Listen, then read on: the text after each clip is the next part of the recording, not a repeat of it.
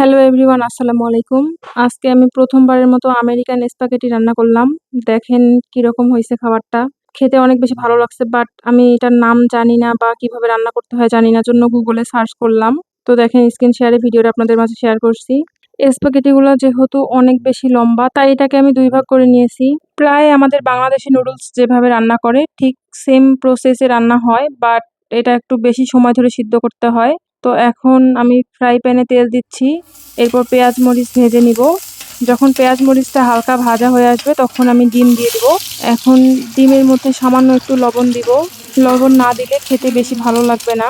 তো এই যে আমি সামান্য একটু লবণ দিলাম। আপনারা আপনাদের স্বাদ মতো লবণ ব্যবহার করতে পারেন। এরপর আমি নুডলসের মসলা দিব। আর সামান্য একটু ধনে মসলা দিব যেন ঘ্রাণটা ভালো আসে এইজন্য।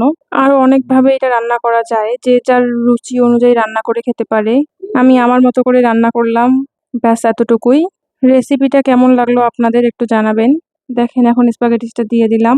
গাইস, ফাইনালি আমার রান্না শেষ। এখন পরিবেশনের পালা। তো একটু পেঁয়াজ স্লাইস করে ডেকোরেশন করছি। খাবারটা কেমন লাগলো আপনাদের কাছে একটু কমেন্টে জানাইন।